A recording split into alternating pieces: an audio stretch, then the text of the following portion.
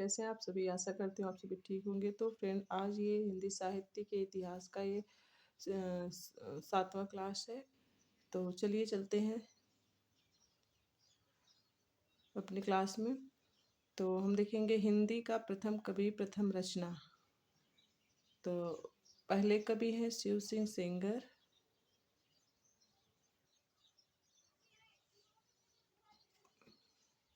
और इन्होंने प्रथम कवि माना है पुष्य या पूर्ण को हिंदी का। दूसरे हैं आचार्य रामचंद्र शुक्ल। इन्होंने हिंदी का प्रथम कवि मुंज या भोज, जो कि चाचा भतीजे हैं। और तीसरे कवि हैं गुलेरी, जिन्होंने मुंज को माना है हिंदी का प्रथम कवि। चौथे हैं हजारी प्रसाद द्विवेदी, जिन्होंने अब्दुल रहमान को माना है हिंदी का प्रथम कवि। पांचवें हैं राम कुमार वर्मा, जिन्होंने स्वयंभू को माना है हिंदी का प्रथम कवि। छठवें हैं डॉक्टर गणपति चंद्र गुप्त, इन्होंने शाली भद्रसूरी को हिंदी का प्रथम कवि माना है। सातवें हैं बच्चन सिंह। बच्चन सिंह ने विद्यापति को हिंदी का प्रथम कवि माना है। आठवें हैं माता प्रसाद गुप्त। और माता प्रसाद गुप्त एवं जयदेव सिंह के अनुसार गोरखनाथ हिंदी के प्रथम कवि माने जाते हैं। और नवे हैं राहुल सांस्कृत्यायन और डॉक्टर नगेंद्र, इन्होंने सराफा को हिंदी का प्रथम कवि माना है। और फ्रेंड, यही सर्वमान्य मत है। राहुल सांस्कृत्यायन और डॉक्टर नगेंद्र का जो माने हैं सराफा को, यही सर्वमान्य मत है। कुछ टिप्पणियां हैं, देख लेते हैं। टिप्पणी है, मिश्र बंधु ने गोरखनाथ को प्रथम कवि मानकर प्रथम गद्यकार माना है। मिश्र बंधु ने गोरखनाथ को प्रथम कवि न मानकर प्रथम गद्यकार माना है। हिंदी की प्रथम रचना कौन कौन सी है, देख लेते हैं। हिंदी की प्रथम रचना श्रावकाचार है। 1933 ईस्वी। जैनाचार्य देवसेन। 250 दोहे छंद, शावक एवं गृहस्थ धर्मों का वर्णन है। तो हिंदी की प्रथम रचना श्रावकाचार है और इसका रचनाकाल है 1933 ईस्वी। और इसके रचनाकार हैं जैनाचार्य देवसेन।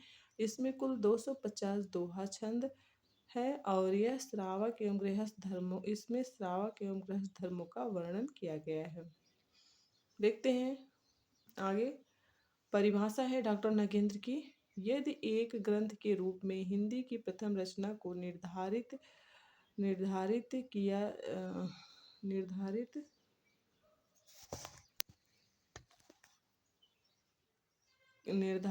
हो तो सराहपा आदि सिद्धों की मुक्तक कवियों के पश्चात जैन आचार्य देवसेन कृत श्रावकाचार्य ग्रंथ का नाम लिखा जा सकता है। तो यह परिभाषा है डॉक्टर नगेंद्र की। आगे आते हैं। आदिकाल की समय सीमा विद्वानों की दृष्टि से देखते हैं। तो आदिकाल की समय सीमा विद्वानों की दृष्टि में पहले हैं ग्रियर्सन। इन्होंने आदिकाल की समय सीमा माना है 643 से 1400 ईस्वी। दूसरे हैं मिश्र बंधु, इन्होंने माना है 643 से 1389 ईस्वी। तीसरे हैं राहुल सांस्कृत्यायन और इन्होंने 760 से 1300 ईस्वी माना है आदिकाल की समय सीमा। चौथे हैं शुक्ल जी और आचार्य रामचंद्र शुक्ल जी ने 993 से 1318 ईस्वी आदिकाल का समय सीमा माना है। देखिए फ्रेंड, ये सन ईस्वी में दिया हुआ है, न कि शताब्दी में। नेक्स्ट है हजारी प्रसाद द्विवेदी। तो इन्होंने 1000 से 1400 ईस्वी माना है। आगे आ जाते हैं डॉक्टर नगेंद्र। डॉक्टर नगेंद्र ने 7वीं सदी के मध्य से 14वीं सदी के मध्य तक माना है। नेक्स्ट है गणपति चंद्र गुप्त। गणपति चंद्र गुप्त ने 1184 से 1350 ईस्वी तक आदिकाल का समय सीमा माना है। नेक्स्ट है राम कुमार वर्मा। राम कुमार वर्मा ने विक्रमी संवत 750 से 1375 ईस्वी आदिकाल का समय सीमा माना है। आदिकाल का नामकरण किसने क्या नाम दिया है आदिकाल का, ये देखते हैं। आदिकाल का नामकरण ग्रियर्सन ने चारण काल नाम दिया है। मिश्र बंधु ने आरंभिक काल नाम दिया है आदिकाल को। आचार्य रामचंद्र शुक्ल ने आदिकाल को वीरगाथा काल कहा है। डॉक्टर आचार्य हजारी प्रसाद द्विवेदी ने आदिकाल को आदिकाल ही नाम दिया है, जो कि सर्वमान्य है। डॉक्टर राम कुमार वर्मा ने आदिकाल को संधि काल या चारण काल नाम दिया है।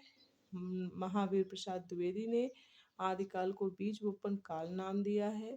राहुल सांकृत्यायन ने आदिकाल को सिद्ध सामंत काल नाम दिया है, जो कि दूसरे नंबर पर स्वीकृत है। अगर आदिकाल को हजारी प्रसाद द्विवेदी ने आदिकाल नाम दिया है और यह सर्वमान मत इसको प्रथम रखे तो दूसरे नंबर पर सिद्ध सामंत काल माना जाएगा, जो कि राहुल सांकृत्यायन ने दिया है। ये भी एक स्वीकृत मत है। अब 8वें नंबर पे आ जाते हैं गणपति चंद्रगुप्त। इन्होंने आदिकाल का नाम उन्मेष काल एवं शून्य काल प्रारंभिक काल माना है। 9वें नंबर पे हैं विश्वनाथ प्रसाद मिश्र और इन्होंने आदिकाल को वीर काल कहा है। 10वें नंबर पे हैं पृथ्वीनाथ कमलकुल श्रेष्ठ, इन्होंने आदिकाल को अंधकार काल कहा है। 11वें नंबर पे हैं रमाशंकर शुक्ल रसाल, इन्होंने आदिकाल को जय काव्य के नाम से जाना है। 12वें नंबर पे हैं मोहन अवस्थी और इन्होंने मोहन अवस्थी और सुमन राजे ये दो कवि हैं और ये दोनों ने आदिकाल को आधार काल नाम दिया है। नेक्स्ट है राम खिलावन और हरिश्चंद्र वर्मा, ये दोनों कवि आदिकाल को संक्रमण काल कहा है। और 14वें हैं शंभुनाथ सिंह, इन्होंने आदिकाल को प्राचीन काल नाम दिया है। और 15वें हैं वासुदेव ने आदिकाल को उद्भव काल नाम दिया है। 16वें हैं शैलेश जैदी, इन्होंने आदिकाल को आविर्भाव काल कहा है। 17वें हैं राम प्रसाद मिश्र, इन्होंने आदिकाल को संक्रांति काल कहा है। 18वें हैं हरीश ने आदिकाल को उत्तर अपभ्रंश काल नाम दिया है।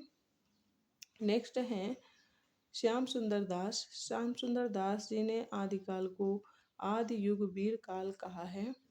और 20वें हैं विजेंद्र स्नातक, इन्होंने आदिकाल को वीर प्रशस्ति युग कहा है। 21वें हैं गुलेरी और धीरेन्द्र वर्मा, ये दो कवि हैं, इन्होंने आदिकाल को अपभ्रंश काल कहा है। नेक्स्ट आते हैं फ्रेंड, आगे टिप्पणी है, टिप्पणी को देख लेते हैं। पहला है शुक्ल ने आदिकाल को अनिर्दिष्ट लोक प्रवृत्ति का युग कहा है।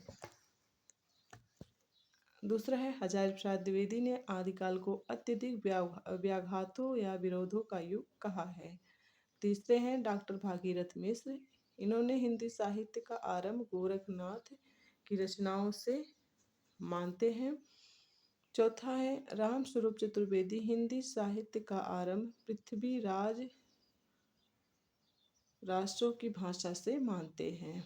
ये सब सारे के सारे बेहद ही महत्वपूर्ण तथ्य फ्रेंड, तो वीडियो को आप लोग पूरा देखिए, स्किप मत करिए। और हाँ फ्रेंड, एक बात और कहूँगी कि आप लोग मेरी राइटिंग पर न जाइए, क्योंकि नोट्स जल्दी जल्दी में ही बनाए जाते हैं। और जल्दी में बनाने का मतलब ये नहीं कि मैंने कुछ इसमें गलत नोट किया है, क्योंकि ये नोट जितना आपके लिए ज़रूरी था उतना ही मेरे लिए भी ज़रूरी था, और आपके लिए तो अभी भी बहुत ज़रूरी है फ्रेंड।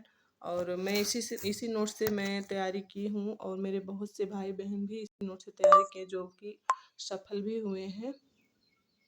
तो फ्रेंड, आप लोग नोट्स में मेरी राइटिंग पर मत ध्यान दीजिए, और लेकिन मेरी वॉइस को पूरा पूरा सुनिए और अच्छे अच्छे कमेंट करिए, ताकि मैं आप लोग को आपके पास और भी अच्छे अच्छे वीडियो जो है पहुंचा सकूं। तो चलिए फ्रेंड, आगे बढ़ते हैं वीडियो में। हाँ फ्रेंड, इसमें हिंदी साहित्य से रिलेटेड कुछ भी नहीं छूटा है, बेहद ही महत्वपूर्ण। अगर आप मेरी वीडियो को देख रहे हैं तो आपको खुद समझ में आ रहा होगा कि कितने गहराई से कहाँ कहाँ से, मतलब इस यहाँ से, मतलब इस वीडियो में जो भी फैक्ट हैं सारे ऐसे बन रहे हैं जो कि परीक्षा में आने के पूरे पूरे चांस बन सकते हैं फ्रेंड। तो प्लीज़ रिक्वेस्ट है आप सभी से कि वीडियो को पूरा देखिए और लाइक शेयर सब्सक्राइब ज़रूर करिए, ताकि मेरा मनोबल बढ़े, मैं आप लोगों को और भी अच्छी अच्छी वीडियो दे सकूं। चलिए फ्रेंड, आगे बढ़ते हैं। आदिकाल के संबंध में विद्वानों के कथन। तो पहला है, आदिकाल शब्द एक भ्रामक धारणा की दृष्टि करता है कि यह काल कोई आदिम भावयन्य परम्पर विनिर्युक्त काव्यरूढ़ियों से अछूते साहित्य का काल है। यह ठीक नहीं, क्यों यह काल बहुत अधिक परंपरा प्रेमी रूढ़िग्रस्त सजग व सचेतन कवि का काल रहा। यदि इस असावधानी से सावधान रहा जाए तो आदिकाल नाम सर्वाधिक उपयुक्त है। और यह कथन है हजारी प्रसाद द्विवेदी का। तो वीडियो को पूरा देखिएगा फ्रेंड, और लाइक शेयर सब्सक्राइब जरूर करिए। आगे के जो भी फैक्ट, जो भी हिंदी साहित्य का इतिहास जो हम विस्तृत रूप से देख रहे हैं, उसको हम आगे नेक्स्ट वीडियो में देखेंगे। आज के लिए बस इतना ही फ्रेंड, तब तक के लिए धन्यवाद।